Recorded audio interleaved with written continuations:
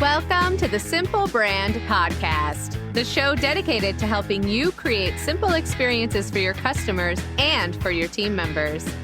Each week, we're bringing you amazing interviews with business leaders and authors who will teach you how to differentiate your business with the one thing your customers need the most: simplicity. Your customers live in a complex world. Let's make it simple. Now, here's your host, Matt Lyles. Think back to the most favorite job you ever had. And if you're currently in your most favorite job you've ever had, congratulations, that's awesome. Think back. Think about what it was like when you were in that favorite role. I'm going to venture to guess that one of the things that made it your favorite was the culture that was around you. And that's one of the things that drives some of the most successful companies today. You know, culture used to be one of those things that you just kind of talked about with a lot of fluff, and corporate culture was, I don't know, wearing a Hawaiian t-shirt on Fridays. Hooray. Now, in 2020, culture is no longer a nice to have. Having a strong, remarkable culture is a strength for a company. Having a toxic culture is actually a huge liability. So when you think about those companies that are really doing it well, those that have a remarkable culture, they're the ones who know how to select and sustain and manage their talent. They're the ones that understand and teach everyone how to nurture internal relationships in their company. They're the ones that know how to grow organizational loyalty that also turns into and encourages customer loyalty. And they're the ones that instill the practice of having servant leadership across the organization.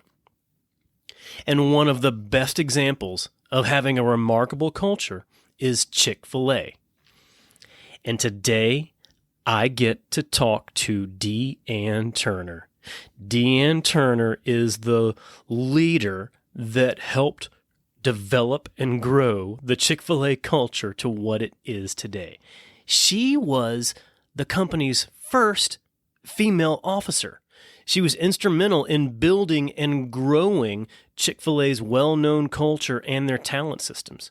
She was the one that was responsible for thousands of selections of Chick-fil-A franchisees and their corporate staff members.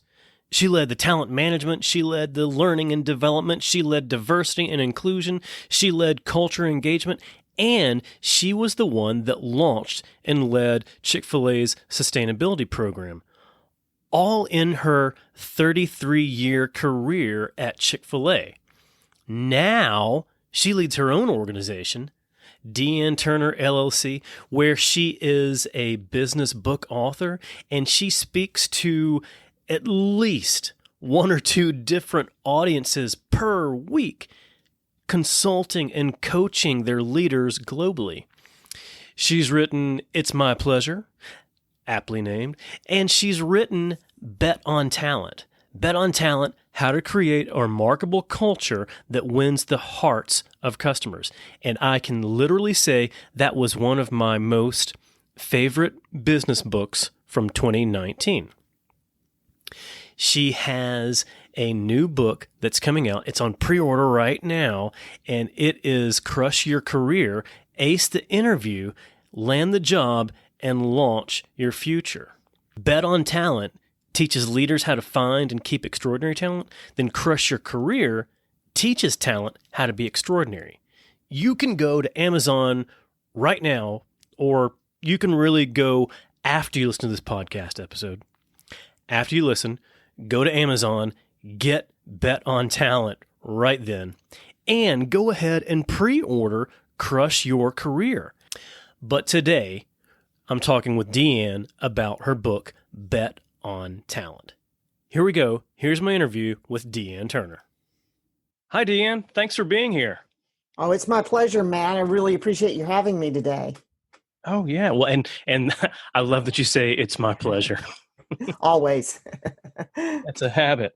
First things first, congratulations on Bet on Talent. That was one of my favorite books to read this past year.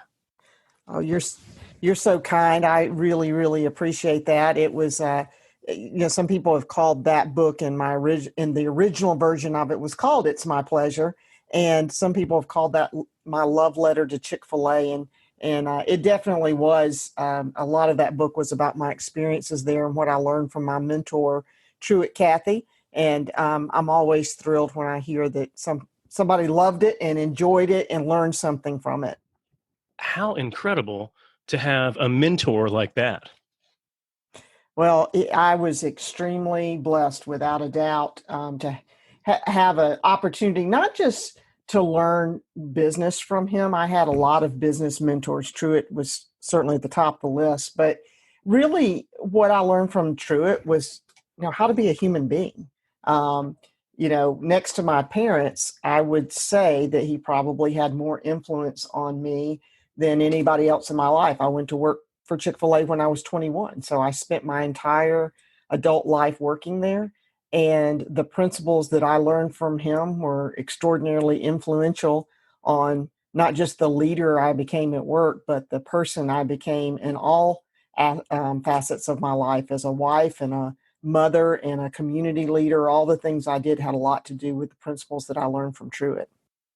That's great lessons in that we're not just one person at work and then somebody else in other aspects of our life.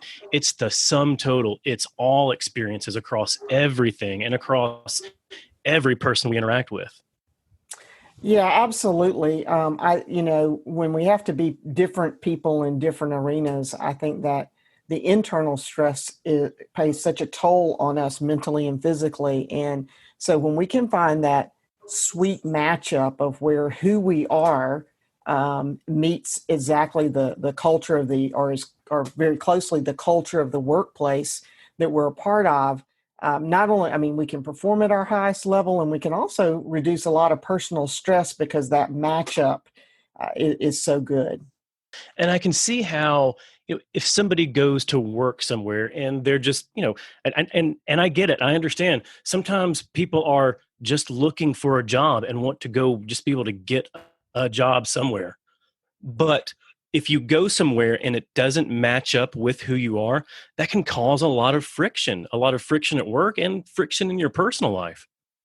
Yes, it's to me, it's really the reason I would say that people, other than the data shows us that people, leave bad bosses. I would say the second thing they do is leave cultures that don't match who they are. So to the extent that an organization can invest in making sure that the talent that's coming there has an opportunity to really understand the culture of the organization so they can make an informed decision, and then the organization can spend the time understanding the individual to be sure there's a match. That's where you get longer retention and the opportunity to grow leadership from within the organization because they stay around long enough to be able to invest at that level. And you've said this term a few times so far, and I love it because I don't think enough business leaders really think of it this way. And then when you think about the title of your book, Bet on Talent, to me, that talks about making an investment in your people, an investment in your culture. Why is talent one of the top things that business leaders should invest in? Well, talent gets everything else done. If you even think about the title of the book, Bet on Talent, of all the things that a leader could choose to uh, focus on in their business, whether it's strategy or new technology or marketing, all of those things are very, very important. But if you don't have the talent to execute all of those things, then they're probably not very worthwhile to you. So for me, the place to start is to bet on talent, and to be sure that if I'm going to overinvest in one area of my business, I'm going to have the best talent available because the best talent will come up with the most effective strategies. The best talent will create innovative technology. The best talent will launch marketing strategies for your organization to improve the performance of the brand. But without that level of talent, those other things aren't very worthwhile to you. And as a business leader, to me, it would be difficult. It could be stressful to have all the responsibilities on my shoulder. So if I'm not focusing on talent, if I'm just hiring FTEs to come in and do jobs that I dictate and direct, that's a lot of responsibility on my shoulders. But to me, that sounds like it simplifies things. When you invest in talent, then they can be the ones that will create those new things, create the new work that's going to help you grow, that's going to help your business grow. Yeah, absolutely. As a matter of fact, I make a huge differentiation between two phrases. Some people talk about hiring people, and I talk about selecting talent. And there's a huge difference. When I think about hiring people, it means just that. Do I have enough FTEs to do what needs to be done? Do I have enough people to cover the shift? Do I have enough people to serve the customer? It's all about enough, a quantity. But when I talk about selecting talent, I'm really focused on, do I have the right people with the right skill set to fulfill a role? And, I'm looking for very specific experiences and skills and capabilities to do exactly what needs to be done. And it's a different mindset, and that mindset produces different results. When you look at culture, so sometimes I can see that companies say, here is our culture, and here is the type of person that we want to hire. On the other side, you have companies or business leaders that say, here is the set of skills that we're looking to hire for this role. So talk to me about the relationship between those two. Can there be a relationship between the two? Oh, sure. Well, we're talking about two different things, really. And I talk about selecting talent under three criteria, actually. So let me break it down. So when I think about all this, I'm focused on three criteria in selecting talent. The first is character that matches the organization. So when I talk about that, I'm looking for people whose personal purpose, mission, and values align with the purpose, mission, and values of the organization. When you think about it, an organization's culture is made up of the character of all the people, or the sum total of that character within the organization. And let me say that again and try to be more clear. So the sum total of the character of the people in the organization make up the culture of that organization.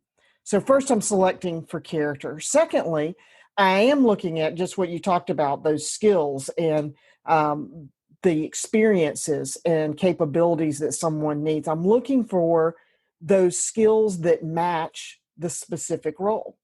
And I'm not just, if I'm looking long term, I'm also looking for people who don't just have the skills for the current role, but I'm also looking at people who have skills for roles we might need in the future. And so that I can build bench strength and I can create opportunities for people to grow so that I can retain them and bring them along in the organization. And then lastly, you didn't really ask this question, Matt, but the third thing I look at is chemistry that matches the team. Now, sometimes when people think about the word chemistry, they're thinking about, oh, how does someone get along with everyone else? Do they, quote unquote, fit in? Well, of course, you're looking for a personality that gets along with people on the team. But what I'm really looking for is a collaborative person. And I want them to bring their diversity to the table because that brings more value to the organization, and then be able to communicate in a collaborative way so other people are influenced by their point of view. So these are the three things I look for: character that matches the organization, competency that matches the role, and chemistry that matches the team. I love that. And I love how you talk about chemistry. A lot of times when I think back to the most successful teams that I've been a part of, the number one thing that made that team stand out was the chemistry of the team. And not just the fact that we all got along and enjoyed each other's company, but it was the fact that we complemented each other. We came with a diverse background and diverse skills that helped complement and really fill out what made a powerful team. Yeah, to me, that's the best chemistry, when you're able to do that. And I love how you talk about character. It's the sum total. And I talk about that with defining and developing brands, because you can't build a brand overnight. You can't build a brand with just one big campaign or one Super Bowl commercial. It's the sum total of all experiences. And I love how you talk about that with culture. It's not just the character of the leader. It's not just the character of any spokesperson, but it's the sum total. I don't think enough business leaders get that. Mm-hmm. Well, and it impacts, it's the internal morale and engagement of the organization and then it's the external brand. So it's very, very important that you have this alignment between the members of the team and the organization, because without that alignment, it's either impacting the engagement internally or the brand expression and customer engagement externally. Absolutely. Culture is definitely tied to your brand. You talk about Chick-fil-A having a remarkable culture, but now on the opposite side of that, I would say is a toxic culture. So what does a toxic culture look like? One of the hallmarks of a toxic culture is an organization that is led by leaders who require compliance to a stack of rules instead of applying principles. Let me explain that a little further. It's much easier in some ways to lead, by lack of a better term, by the sword, as they used to say, where you lay down the law and you expect people to keep their head down and do their job, or lose that job. And that style of leadership obviously is not effective for a lot of reasons, but particularly pre-pandemic, when a generation of people could pretty much choose their jobs and move in as often as they wanted to because work is available. That wasn't very effective in finding great talent or retaining them. People weren't going to work in those circumstances. But it also, in a toxic culture that is compressed by rules like that, the real people who suffer are the customers of that organization, because you've had this experience when you engage with someone and you might be having a difficulty with that organization. There was some kind of problem and you're trying to solve it, and the answer is, I can't do that. I'm not allowed to do that. I'll have to ask my supervisor. Versus in remarkable cultures, you see people who've been empowered with a principle. To use the example, since you mentioned Chick-fil-A, and I'm pretty familiar with that, one of the examples was that they taught their people the principle of make second mile second nature. That was what they taught them. Now, as a customer of Chick-fil-A, at any different franchisee, that might be expressed differently. But these franchisees and their team members were freed up to serve the customers in their market in the ways that were appropriate for them. And so it just led to this expectation of that Chick-fil-A was going to do whatever was necessary to keep me as a customer, to win my heart, if you will. And then what's been really neat, I've been gone from Chick-fil-A almost 2 years since my retirement. And as a customer, when all this happened with the pandemic and people were trying to decide, okay, now who do I trust to go get carryout or go through the drive-through at their restaurant? Right. And it didn't take very long before the lines were wrapped around at Chick-fil-A. And my viewpoint on that as a customer was, well, because there's trust there. There was trust before because of how I was treated as a customer. And when I thought about where am I going to go, and sure enough, I show up at Chick-fil-A and the team members are all wearing masks, whether you think that's a good thing or not, they're all doing it. And that shows me consistency that they care about me.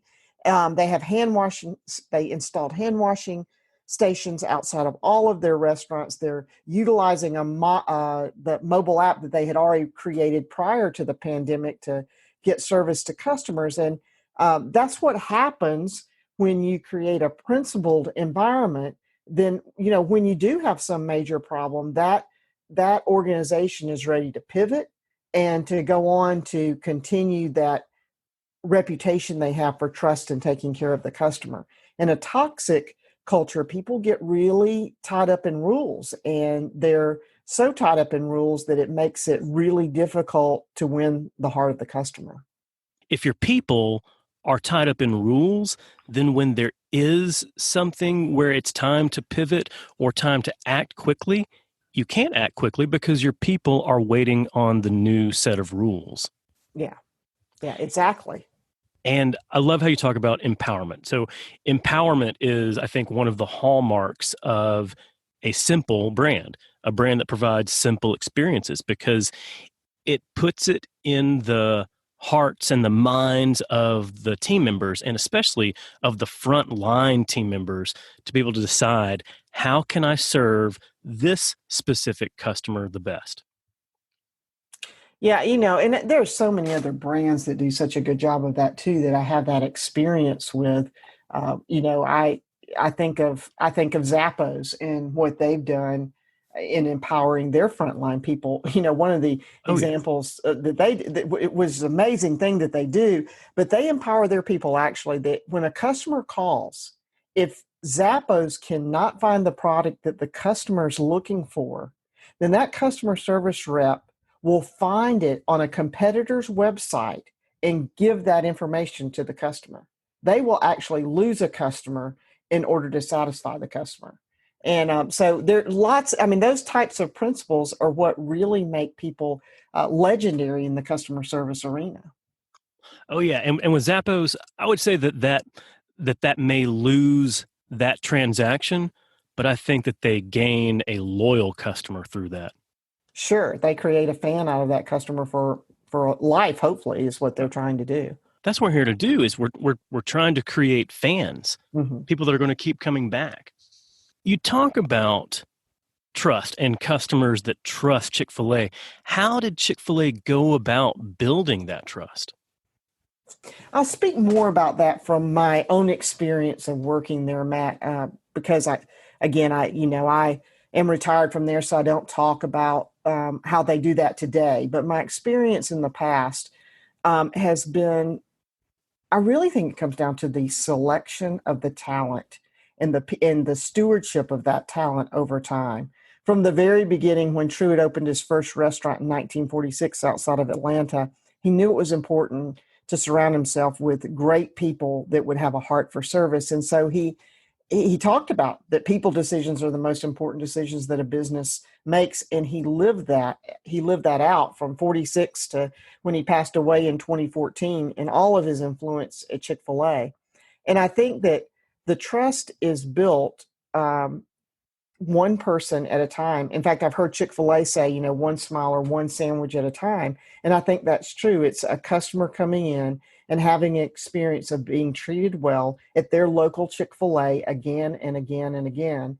And what Chick-fil-A has done is select extraordinary talent at every level of the organization over time, train them well, develop them, and then free them up to actually provide that service. And that consistency, I think, is what has built the trust in the mind of the customer. That ties back to what we've been talking about earlier, how it's not just one person, and it's not just one big marketing campaign, and it's not just one experience. It's the sum total of all experiences. It's built, one experience at a time. I love that. But one of the things that you mentioned earlier, and when I read this in Bet on Talent, this was one of the most mind-opening topics that I got from Bet on Talent. And it's Chick-fil-A's approach to stewardship. So what are some of the ways that businesses can be stewards of their talent? Well, most importantly, I think, is you start with understanding what that person wants to accomplish in their life. What kind of impact do they want to have? What are their dreams and desires? How does their professional role play into that? And can I help make those dreams come true? Now, that sounds really lofty when I say this, but it's about being invested in what they want. Truett used to say this too. He was quoting someone else, but he would say, if you help enough people get enough of what they want, you'll eventually get what you want. And that's very true. I don't think that's necessarily the reason he did that, was to get what he wanted, but he really taught me that principle of helping other people achieve their dreams. And then I witnessed that throughout my career. And I've seen that Chick-fil-A franchisees are another great example of that. I've watched them do some amazing things. One of the franchisees I know in the Atlanta area, he tells the story about his taking his daughter to the support center, and she met Truett Cathy. And Truett said she had the most beautiful smile. And he loved the encouragement that Truett gave to his daughter so much, he decided that he wanted to help other people have beautiful smiles. And so he's someone who has actually paid for out of pocket, not an insurance program, but just out of pocket for his employees to have orthodontic care. And when they didn't have transportation to drive to the orthodontist, his wife would pick them up and take them to their appointments. And so, he's provided multiple sets of braces for team members because he wanted people to have great smiles and knew the opportunities that would give them. I could go on and on telling stories about that, but finding out what somebody really wants to do. For a lot of people who are working, obviously, in the fast food industry, they're on their way to something else. Well, what is that something else? Is it college? Is it funding college for your children or your grandchildren? Is it buying that first car, whatever it is, and then using the opportunity to help it come true, maybe by developing them and their skill set so that they're prepared for whatever their next opportunity is. And I love hearing stories like that. I've heard the story about that owner-operator providing orthodontics care. I've heard stories about college scholarships or providing prom transportation. And to me, that goes back to what you were talking about with second mile service. To me, first mile service is ensuring that your team members have the resources they need to do their jobs. But second mile service right there, all those things that they're providing that has nothing to do with those team members' actual roles. Yeah, and I believe it was Richard Branson who's famous for saying, if you take care of your employees, they'll take care of your customers.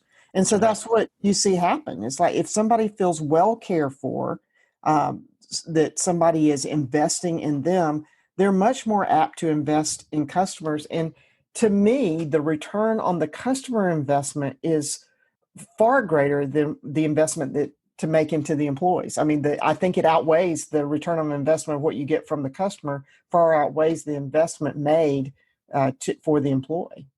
One of the keys that I've seen from the Chick-fil-A experience that I get and the Chick-fil-A experience that I've witnessed and read about is empathy. Empathy stands out as part of that experience. So I'd love to understand, how do you think empathy played a role in Chick-fil-A's culture? Well, I think that, let me just talk from my own personal experience. Oh, please, yes. And how, and I'm sure it was because of the way that I was treated as an employee that I came to this realization. But one of the ways it played out in my own function was when, as a leader, and I thought about my own staff, it was coming to the realization that everyone that worked for me was somebody's husband or wife, somebody's son or daughter, somebody's brother or sister. And how do I want to treat those people in my life? How do I want those people in my life treated? That's the way I want to treat those who report to me. I felt the same way about an interviewing experience. We were interviewing in our function hundreds of people a week. But for that person who was coming in to be a Chick-fil-A franchisee or was going to work there at the support center, that was one of the most exciting, important days of their lives to them. And so how am I going to treat them? Well, I'm going to treat them the way I want the important people in my life treated. And so I think that idea of just thinking about, Truett was famous for saying, repeating the golden rule, but he just didn't say, do unto others as you would have them do unto you, do unto others as they would have it done unto them. I call that the platinum rule. Yeah, do to them what they would want. And so I think that treatment of people just permeated to become a very caring organization for the people within the organization. People actually asked me what it was that I loved about working at Chick-fil-A, and at different seasons, it was different things. When I first went there, it was the autonomy I had to take on lots of responsibility. It was a young entrepreneurial organization, and we didn't have a lot of staff. And so if you saw something that needed to be done, you got to jump in and do it. And that was very exciting for a young person to have all those opportunities. Later, it was the balance I had at being a wife and mother and an executive. And I didn't feel like I had to sacrifice one for the other. But one of the things that permeated my entire experience was the care that people had for me. There was nothing else in my life other than my family that showed more care to me than my Chick-fil-A family. I use the example, I think I talk about it in Bet on Talent, but when my father passed away in 2013 and I was at the funeral home, that place was full of people, and most of them were from Chick-fil-A. And, my Chick-fil-A friends were making sure I had something to eat and that I had some water and that I had, just everything that I needed. And they continued to comfort me for weeks after that experience. And so, I think that's what empathy looks like, is this spirit of care. And I certainly experienced that as an employee during all those years. People want to feel valued. People want to feel like others care for them. And what you described right there, like that is it right there. When we talk about investing in talent and managing a culture, a lot of that is at the leadership level, but sometimes there are people who aren't in official leadership titles or official leadership roles. What can they do to help develop and manage the culture around them? Well, I always suggest to people, start where you are. And so you start with yourself. And if you're not in a leadership position, but you want to influence the culture, then, what is your personal mission? What is your personal purpose? Your meaningful purpose for life. What is your mission, your challenging mission and big goal you're trying to accomplish? What are your core values? Are you demonstrating those for the people around you? And then maybe you're a supervisor of a small team. Again, start where you are, use what you have. And so you have this small team. Do you have values for that team that you're demonstrating, that you're abiding, go about your work? Because if you do that, I know that you're going to get better engagement, and people are going to notice, and they're going to ask you why. And then you get to say, well, we've developed this cultural framework for our team. We're working within it. And because of that, we're getting better engagement out of our team members, and we're getting better results from those that we serve. And then you have that influence for that to spread. It becomes a grassroots effort. And I've seen it happen over and over again, not just with spreading the culture, but all kinds of initiatives within an organization. People, and I tell people that come to me for coaching when they say, well, you know what? I have absolutely no ability to influence even that. And when they tell me that, I say, well, that's probably not the right organization, because, I don't espouse people quitting their jobs without trying. But if you're in an organization that doesn't have a really strong culture, and you make efforts to help be who you personally are, to influence, and you find that has no impact whatsoever, it's not welcome, then that might not be the right organization. But I have found that most people, when they give that a shot, they're really surprised by the results, that when they just demonstrate their own personal culture and they might lead their small little team in that way, it gains ground and it starts impacting and influencing others in the organization. The results really speak for themselves. And even leaders who think that, the subject of culture, which this is changing a lot, as you know, Matt, it used to be the touchy-feely thing. People didn't see it as strategic. In the last few years, this has totally changed, that people understand how your organizational culture impacts your bottom line. So smart leaders are seeing that, and they're recognizing and rewarding those who are having influence on the culture within the organization. I've heard like one of my favorite leaders from FedEx, he says, culture eats strategy for breakfast. Mm-hmm. And I say lunch and dinner too. Well, there you go. Maybe even midnight snack. Yeah. I love how you say that no matter who you are, if you want to influence culture, start with where you are, start with what you have, because culture is contagious. No matter what type of culture you have, it's contagious. If you've got a toxic culture, it's going to spread to other teams. But if you have a strong, positive, remarkable culture, that's going to spread too. Yes, absolutely. And both will. A toxic culture and a remarkable culture. I really believe a toxic culture will doom your organization, and I believe that a remarkable culture can transform it. Dee Ann, we are learning so much from you today. I love the conversation we're having, but I know that you've got more lessons to share with others. Where can people go to learn more from you? Sure. Well, first of all, my website is Dee Ann Turner, DEEANN, Turner.com. Secondarily, you can find me on Facebook, Dee Ann Turner Author, and at LinkedIn, Dee Ann Turner, and on Instagram at Dee Ann Turner. Those are places you can find me, and would love to interact with your listeners. Sounds like if people go searching for you, it's pretty easy to find you. I hope so. Sometimes it's too easy, if you understand that. Oh, understood. Now, Dee Ann, last question for you. If you were to create a soundtrack for Bet on Talent, what songs would you include? Oh, what a fun question. Well, I think I would start with Nothing's Gonna Stop Us Now by Starship. Oh, Because yeah. I think when you load up with talent and you have a remarkable culture, the sky is not even the limit for what your organization can do. And I think about the song "You Gotta Be" by Desiree, because it really describes all the things you have to be as a leader in an organization and take care of. And when you become those things, I think you strengthen your culture. And then, of course, if you're taking care of your talent and you're taking care of your culture in your organization, then you're taking care of business by Bachman Turner Overdrive. I love it. Absolutely. That just reminds you what you have to take care of. Yeah, absolutely. Cool. Well, Dee Ann, it was great seeing you. Great talking with you today. Thank you so much for being here.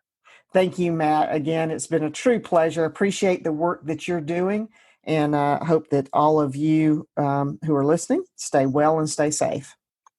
I hope you enjoyed my discussion with Dee Ann Turner and talking about the lessons that she's learned from her 30-plus career with Chick-fil-A that she's put into her book, Bet on Talent. And we talked a little bit about this in the episode, but I really, really want to drive home the point. Something that was really eye-opening to me, something that was such a huge lesson that I learned from her book, was the concept of stewardship in your own business resources. Stewardship over everything that you control and manage, and that includes stewardship over your human resources as well. And I don't think I've shared this with anybody else so far, but after reading this in late 2019, I had it on my heart, to make the word stewardship my word for 2020, to remind me to make sure that I was properly managing and stewarding everything that I had that was in my control. My business resources, my finances, my time, and my talents. My wife calls it Stewardship 360, stewardship over everything that's around me. That was one of the biggest lessons that I learned. There are a lot more lessons that you can learn when you go and get Bet on Talent, and then when you go and pre-order Crush Your Career. And then go to deeannturner.com and follow her online. And if you have the opportunity, encourage your leaders, encourage your event planners to bring Dee Ann in or to have a virtual talk, because she's great at doing those too, where she can actually teach you and your leadership all about building a remarkable culture. Hey, I hope you're enjoying listening to the Simple Brand podcast. I loved having you with us today. I'd love it if you hit the subscribe button. And when you do, that's going to be a lot simpler for you to get future episodes. We've got some great episodes coming up, lots of more great interviews, lots of fun guests, more lessons from me, Matt Lyles. So hit the subscribe button, and then you can automatically make sure that you get those new episodes as soon as they're live. Until then, keep it simple. Thanks for joining us for this episode of the Simple Brand Podcast. Want to make your listening experience simple and automatically receive each new episode? Visit our website, simplebrandpodcast.com, where you can subscribe to the show in iTunes, Spotify, Stitcher, or wherever you listen. If you're finding value from the Simple Brand Podcast, leave us a rating or review. That helps us get the show to the ears of the people who need it most. Be sure to catch Matt right here next week. Same Matt time, same Matt channel. Until then, keep it simple.